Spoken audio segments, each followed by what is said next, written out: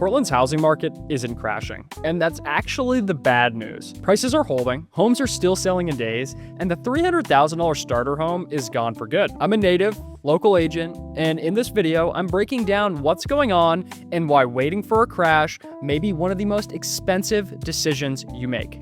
Stay to the end because the math on waiting is not what most people think. That's it. The crash isn't coming. And depending on where you are in the market, that may be the best news you've heard all year. Or the most uncomfortable thing I could say. No, Portland's housing market isn't crashing. The latest data from April shows homes in Cumberland County selling at 100% of listing price, with a median of 6 days on the market. What changed is the feel of the market. We went from full chaos in 2021, multiple offers on everything, buyers waiving inspections, and people paying tens of thousands of dollars over asking for homes that still needed work. But slower than 2021 doesn't mean crashing, and I see this every single day. Buyers coming to me expecting to find deals everywhere because they've heard the market is cooling. Then a well-priced, move-in ready home hits in Scarborough or South Portland, and they lose in a competitive offer situation because they weren't ready. That's the disconnection right now. The statewide Maine median is much lower than what Greater Portland commands, so don't mix those two numbers. Portland and Cumberland County still carry a serious premium over the rest of the state, and that gap isn't going away. And stay with me through this, because what we'll cover at the end about the math of waiting changes how a lot of people think about their timeline. Now, the forces keeping this market frozen are very specific, and you need to understand them before you make any moves. First, if you're a buyer trying to figure out whether this is the right time to move, or a seller wondering how to price in a market this split, I work with people in this exact position every day. My contact info is down in the description down below. Now, back to what's keeping the market frozen. People relocating from other parts of the country see Portland's price tags and think that's the main cost. It's not.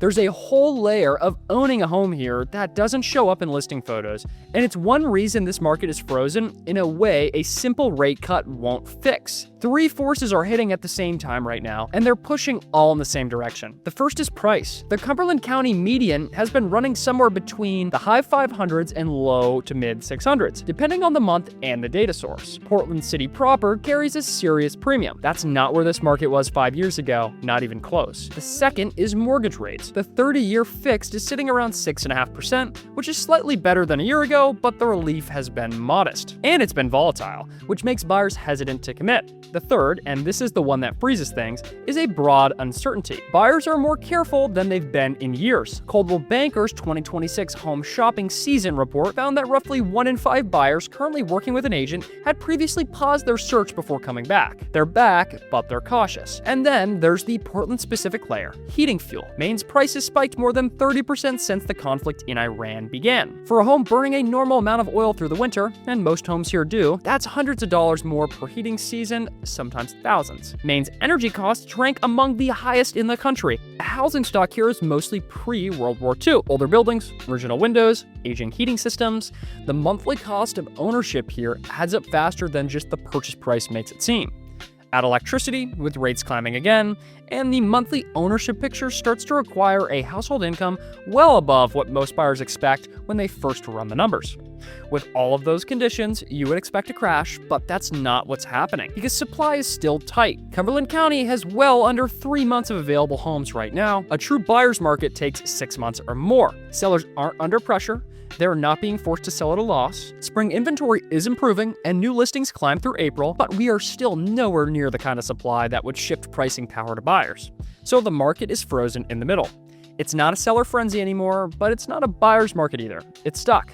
And when you're out there making offers, that's where things start to get strange. Let me show you why this market feels so different. One buyer makes an offer on a well-priced, move-in ready place in South Portland. By night, there are 2 other offers on the table. Another buyer with a similar budget in the same general area goes after a listing that's been sitting since February and negotiates a meaningful discount. Same month, same broader market, completely different result. That's what's happening. The market didn't slowly even, it split. The good bucket, move-in ready, well located and priced correctly, still moves in under a week. The other bucket, overpriced, dated, awkward location, deferred maintenance, can sit for months. The average stats blend, and that makes the whole market look slower than it really is. And I see this every single day. A seller prices correctly, prepares a home well, gets multiple showings the first weekend, and goes under agreement. Another seller prices based on what their neighbor got in 2022. It sits. That second seller eventually takes a serious price cut, sometimes months later. The Maine Association of Realtors put it plainly in their April report. Sellers who prepare and price correctly from the start are winning. The ones who don't are getting a market education. That reminds me of a Portland listing from late 2025 that makes this real. It came on around $850,000, multiple open houses, multiple price reductions, a failed contract, and eventually sold months later for around $695,000. That's an 18% cut from the original asking price.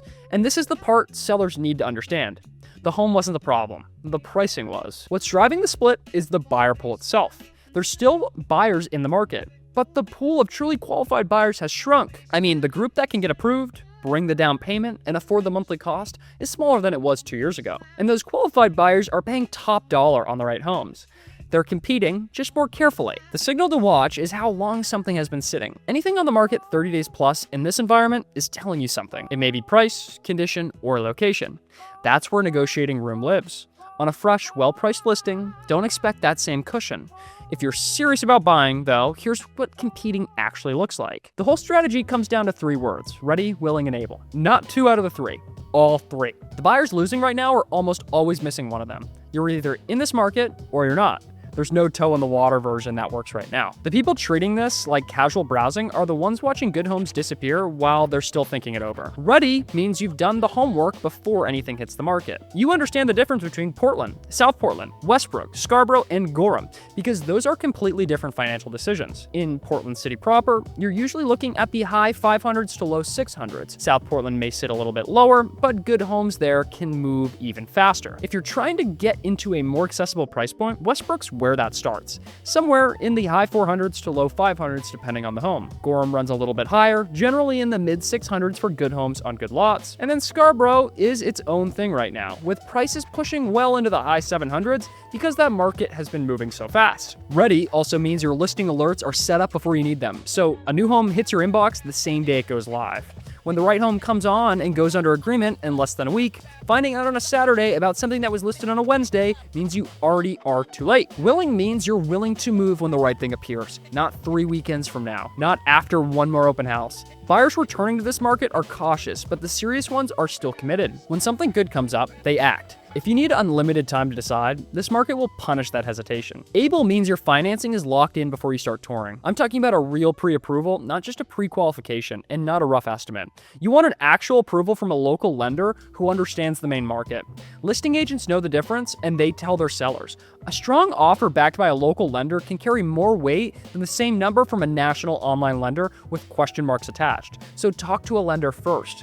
Decide on your non-negotiables before you tour. Build a relationship with a local agent before you're desperate, so they know your criteria and can call you when something's coming up. And don't assume a listing sitting 30 days plus automatically is a deal. Run your own numbers. Some price cuts are just corrections from unrealistic original prices. Others are real opportunities. The preparation is the strategy. Everything else is a reaction, but most people who say they're preparing are really only doing one thing. They're waiting.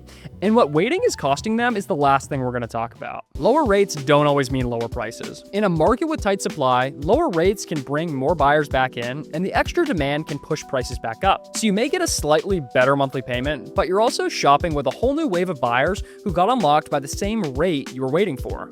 That's the trap. Maine needs roughly 84,000 new homes built by 2030 just to keep up with economic growth, according to the study commissioned for the Maine State Housing Authority. Last year, Maine Housing completed 755 units statewide. That's meaningful, but it's still a fraction of what's needed.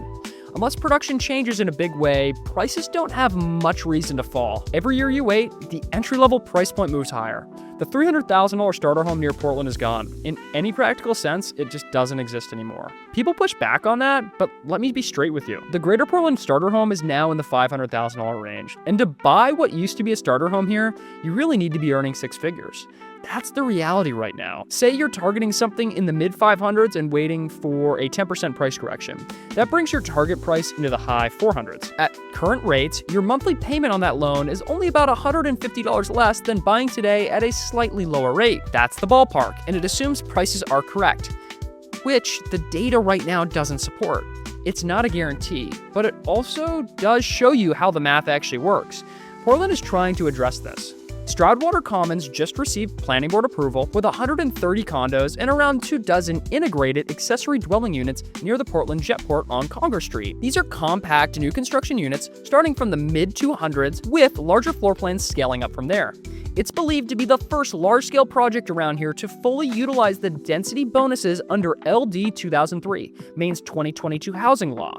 Construction is underway, with the first move-ins to be expected later this year in 2026. That's a real entry-level ownership option, and this area hasn't had much of that.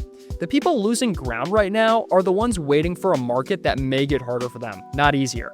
Getting in and letting the market appreciate can beat waiting for a correction that may never show up, and I see this every single day. The market is going through a filtering moment. The buyers who understand that are making a plan, and the ones that are waiting for a totally different market are watching the entry point move further out of reach. If you're trying to figure out your timing in Greater Portland, email me. I'll give you a straight look at what your target price range gets you so you can get off the sidelines and get into a real plan.